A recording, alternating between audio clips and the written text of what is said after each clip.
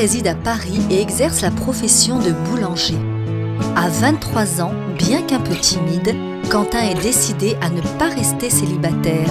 Attiré par la mentalité des femmes asiatiques et désireux de fonder un couple solide, c'est tout naturellement qu'il s'inscrit à Eurochallenge. Dans son Vietnam natal, Yen, 20 ans, assistante maternelle, fait la même démarche que Quentin.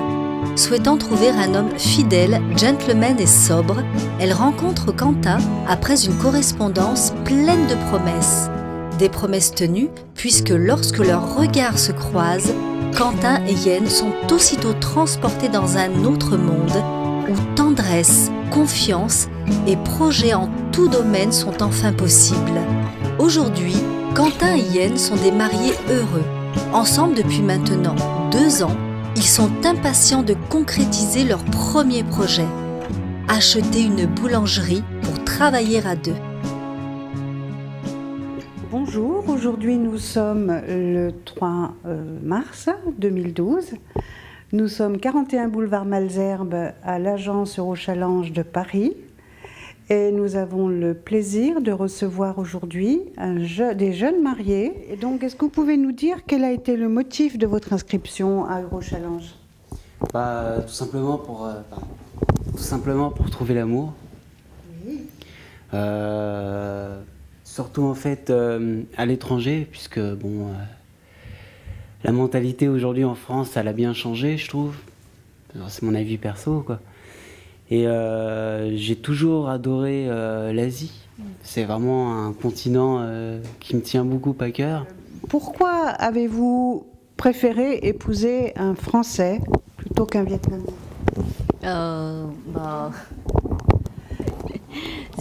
Je sais pas trop dire comment, mais j'aime bien lui. Il m'aime bien aussi. On a beaucoup de choses, j'aime bien ensemble, etc. Donc, j'ai tombé l'amour de lui.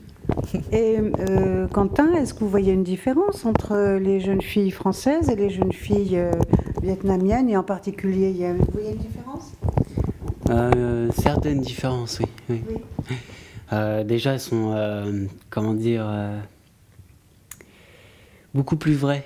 Les jeunes femmes vietnamiennes, on va dire Vietnam, puisque moi je connais pas le reste de l'Asie. C'est comment dire, des femmes beaucoup plus vraies mentalement, physiquement aussi, puisque c'est vrai qu'elles sont pas portées trop sur le maquillage. Bon, c'est peut-être un petit détail, quoi, mais ça fait beaucoup de choses quand même. Et puis mentalement, c'est pas du tout pareil, quoi. Elles sont plus mûres pour... Oui, plus mûres, oui, beaucoup plus mûres. Je pense qu'il y a aussi un peu l'histoire de leur pays qui doit faire ça, mais c'est vrai que c'est pas du tout la même mentalité, quoi. Une jeune femme de 21 ans au Vietnam, elle pense plus comme une femme, je dirais, d'à peu près 28-30 ans en France, quoi. Donc, vous voyez, il y a un léger décalage qui peut faire beaucoup de choses, quoi. C'est ça. Ouais. Vous êtes boulanger de métier. Yen, elle s'intéresse à la gastronomie française. Et peut-être qu'un jour, vous aurez un projet commun de vous installer, pourquoi pas au Vietnam, dans le domaine, justement, de la table, de la gastronomie française. Vous, en tant que boulanger-pâtissier, vous savez que c'est très recherché. Le but, pour l'instant, c'est pas encore d'ouvrir une boulangerie. On vient de se marier, donc on se dit qu'on a encore un peu de temps devant nous, quoi. Oui. Mais ça, vous savez, faut commencer par le commencement, là. Vous commencez par l'adaptation de Yen. Mais si j'ai bien compris, elle est déjà caissière dans un supermarché. Donc c'est déjà une belle adaptation, ça. Votre première rencontre, est-ce que vous vous souvenez de votre première rencontre? Oui, c'est In qui a reçu mon dossier Eurochallenge et qui m'a aussitôt contacté. Vous a choisi en premier? En fait, elle m'a cherché sur un site communautaire, je sais pas si je peux le dire. Oui. Et donc de là, on a commencé à discuter, à s'envoyer des mails, à parler sur ce fameux site, on a échangé nos numéros. Oui. À discuter via webcam interposée. On a passé des fois des journées de 7 heures à parler sur notre ordinateur. Tu te souviens? Et donc voilà quoi, c'est vraiment on va dire le feeling est passé très très rapidement quoi. Oui, il y avait une sorte de coup de foudre à distance, Oui, si j'ai bien oui voilà, oui. Et à quel moment vous vous êtes dit c'est elle la femme de ma vie?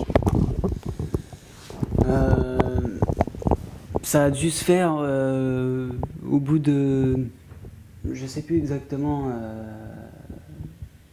environ 1 mois ou 2 après que je l'ai rencontrée, quoi. Ça a été vraiment rapide.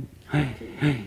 Très très rapide. Et quand je suis venu la rencontrer au Vietnam pour la première fois, quoi, on a discuté donc du mariage, je l'ai demandé en mariage et puis bah elle a tout de suite accepté, quoi.